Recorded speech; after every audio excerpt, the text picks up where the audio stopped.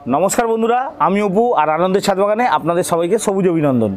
बंधुरा आज के आमरा जे विषयटा निये आलोचना करब सेटा हच्छे तेजपाता। तेजपाता एकटी भेषज गुण सम्पन्न गाछ, एटा आमरा प्राय सबाई जानी। किन्तु এই যে তেজপাতা গাছটা, এই তেজপাতা গাছটার মধ্যে নানা রকম উপকারিতা আছে, সেগুলো কী কী আমরা অনেকেই জানি না। তোমরা চাইলে গুগলে সার্চ করে দেখে নিতে পারো যে তেজপাতার কত রকম উপকারিতা আছে। তার সাথে আর একটা কথা বলে দিই, তেজপাতা গাছকে শুধুমাত্র রান্নার কাজে ব্যবহার করা হয় না, তেজপাতা গাছকে কিন্তু অনেক রকম ওষুধ তৈরির কাজেও ব্যবহার করা হয়।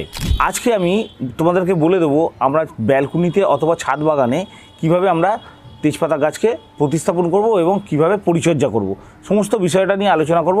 মন দিয়ে দেখতে থাকো তোমরা ভিডিওটা। একটা তেজপাতা গাছ যদি আমরা বাড়িতে লাগাই তাহলে গোটা বাড়ির লোক অবশ্যই ব্যবহার করতে পারবে, তার সাথে তোমার পাড়া প্রতিবেশীও কিন্তু খুব ভালো করে ব্যবহার করতে পারবে। তেজপাতা গাছকে তুমি যদি মাটিতে বসাও তাহলে কিন্তু তোমাকে কোনো পরিচর্যা করতে হবে না, কিন্তু যখন তুমি টবের মধ্যে বসাবে তেজপাতা গাছকে তখন কিন্তু সামান্য পরিচর্যা দরকার এবং মাটিটাও তোমাকে একটু ভালো করে তৈরি করে নিতে হবে। তুমি 60% যে কোনো মাটি নাও, বাগানের মাটি নাও, ভিতের মাটি নাও, যে কোনো মাটি নাও, কোনো অসুবিধা নেই। তার সঙ্গে 40% যে কোনো একটা কম্পোস্ট নাও, সেটা ভার্মি কম্পোস্ট হতে পারে, সেটা পাতা পচা সার হতে পারে, কিচেন কম্পোস্ট হতে পারে, অথবা তোমার কাছে যদি গোবর সার থাকে গোবর সারও দিতে পারো, কোনো অসুবিধা নেই। কিন্তু গোবর সার নিলে 1 থেকে 2 বছরের পুরনো পচানো গোবর সার নেবে অবশ্যই, আর তার সঙ্গে 3 চামচ মতো নিম খোল নেবে, আর কিচ্ছু নেবার দরকার নেই। তাহলে কী কী নেবে? মাটি 60%, 40% যে কোনো কম্পোস্ট আর 3 চামচ নিম খোল, অবশ্যই কিন্তু নিম খোলটা নিতে হবে। দিয়ে ভালো করে মাটিটা তুমি তোমার তৈরি করে নেবে। আমিও দেখো মাটিটা তৈরি করে নিয়েছি। দিয়ে এবারে তোমাদের যদি ছাদেতে বা ব্যালকনিতে জল দেওয়ার সমস্যা থাকে তাহলে তোমরা কিন্তু এর মধ্যে 1 মুঠো কোকোপিট ব্যবহার করতে পারো। যদি তোমাদের জল দেওয়ার সমস্যা না থাকে তাহলে তোমাদের কোকোপিট ব্যবহার করার কোনো প্রয়োজন নেই। এরপর আসছি টব নির্বাচনের ক্ষেত্রে। টব নির্বাচনের ক্ষেত্রে আমি তোমাদেরকে বলে দিই 10 ইঞ্চি মিনিমাম তোমাকে টব নিতেই হবে। 10 ইঞ্চি টব নিলে তোমার গাছটা কিন্তু খুব তাড়াতাড়ি বাড়তে সুবিধা হবে। এখানে দেখো আমি কিন্তু ভাঙা টব ব্যবহার করছি। দেখো ভাঙা টব, এই ভাঙা টবকে কীভাবে জুড়তে হয় এবং তাকে পুনরায় কীভাবে ব্যবহার করতে হয় সে নিয়ে আমার একটা ভিডিও আছে, চাইলে তোমরা দেখে নিতে পারো। ডেসক্রিপশন বক্সে লিঙ্ক দেওয়া আছে এবং ভিডিও শেষেও এন্ড স্ক্রিনে কিন্তু লিঙ্ক দেওয়া আছে, চাইলে তোমরা দেখে নিতে পারো। এবার এই 10 ইঞ্চি টবের মধ্যে খুব ভালো করে একটা ড্রেনেজ সিস্টেম তোমায় তৈরি করে নিতে হবে। ড্রেনেজ সিস্টেম যদি তুমি না জেনে থাকো তাহলে অবশ্যই ডেসক্রিপশন বক্সের লিঙ্ক দেওয়া আছে, তুমি দেখে নিও, তাহলে কিন্তু বুঝতে পারবে ড্রেনেজ সিস্টেম কীভাবে তৈরি করতে হয়। ভালো করে একটা ড্রেনেজ সিস্টেম তৈরি করে তারপরে তুমি কী করবে, এরকমভাবে মাটিগুলো আস্তে আস্তে দিয়ে দেবে। মাটিটা দেওয়ার পর হাত দিয়ে আমাদেরকে আস্তে আস্তে এইভাবে একটু ঠেসে দিতে হবে যাতে ভেতরে কোনো হাওয়া না থাকে। ভালো করে এইভাবে ঠেসে দিলাম, হয়ে গেল। এরপরে আমরা কি করব, গাছটাকে বার করে নেব।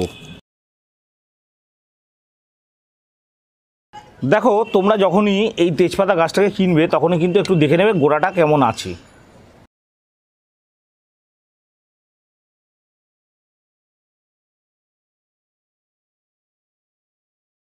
প্রতিস্থাপনের কাজ আমাদের শেষ হয়ে গেল। দেখো প্রতিস্থাপন করার সময় আমি একটা জিনিস মেনটেন করেছি, সেটা হচ্ছে মূল কাণ্ডটাকে দেখো একদম টবের মাঝ বরাবর রেখেছি 1, আর দ্বিতীয় হচ্ছে এখানে আমি 2 ইঞ্চি জায়গা খালি রেখেছি। 2 ইঞ্চি জায়গা কেন খালি রেখেছি? 2 ইঞ্চি জায়গা খালি রাখার মূল কারণ হচ্ছে এই গাছটায় আমরা কিন্তু জৈব খাবার ব্যবহার করব, আমরা কিন্তু কখনোই কোনো রাসায়নিক খাবার ব্যবহার করব না, সেই জন্য আমি 2 ইঞ্চি জায়গা খালি রাখলাম।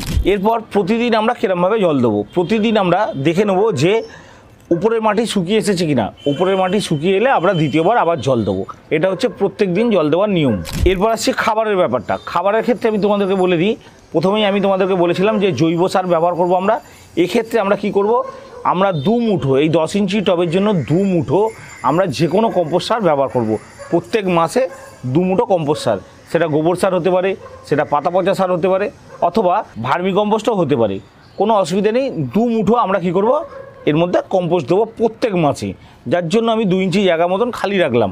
তাহলে কী হবে, কম্পোস্টটা দেওয়ার সাথে সাথে কম্পোস্টটা আস্তে আস্তে মাটির সাথে মিশবে এবং টবটাও আস্তে আস্তে ভরাট হয়ে যাবে, আমাদের জল দিতেও কোনো অসুবিধা হবে না। সেই জন্য তোমরা অবশ্যই কিন্তু কম্পোস্ট সার ব্যবহার করো। যদি মনে করো তুমি কম্পোস্ট সার ব্যবহার করতে পারছো না, সেক্ষেত্রে তুমি কী করবে, সেক্ষেত্রে তুমি 15 দিন ছাড়া সর্ষে খোল ভেজানো জল এতে ব্যবহার করতে পারো, তাহলেই কিন্তু হবে। 15 দিন ছাড়া সর্ষে খোল জল ব্যবহার করলে তোমরা দেখবে তোমার গাছের কিন্তু গ্রোথও কিন্তু খুব ভালো হবে। 2টো খাবারেই কিন্তু গাছের গ্রোথ খুব ভালো হবে। এছাড়া একে কিন্তু আর বিশেষ কোনো খাবার দেওয়ার দরকার নেই। এই গাছে বিশেষ রোগ পোকা দেখা যায় না, তবুও 15 দিন ছাড়া তোমরা কাকা অথবা নিম তেল ব্যবহার করতে পারো, তাহলে কিন্তু গাছের মধ্যে কোনো রোগ পোকা আসবে না। এছাড়াও বন্ধুরা তোমাদের যদি কোনো প্রশ্ন থেকে থাকে তোমরা আমাকে কমেন্ট বক্সে জিজ্ঞেস করতে পারো, অথবা আমার হোয়াটসঅ্যাপ নাম্বার আছে, হোয়াটসঅ্যাপ নাম্বারেও জিজ্ঞেস করতে পারো, আমি তোমাদের উত্তর দিয়ে দেবো। আর বন্ধুরা যদি আমার ভিডিওটা ভালো লেগে থাকে তাহলে একটা লাইক করে দিও, বন্ধুদের সাথে শেয়ার করো। আর তুমি যদি আমার চ্যানেলে নতুন হয়ে থাকো তাহলে অবশ্যই চ্যানেলটা সাবস্ক্রাইব করে রেখো। দেখা হচ্ছে আরও একটা ইন্টারেস্টিং ভিডিওর সাথে। নমস্কার।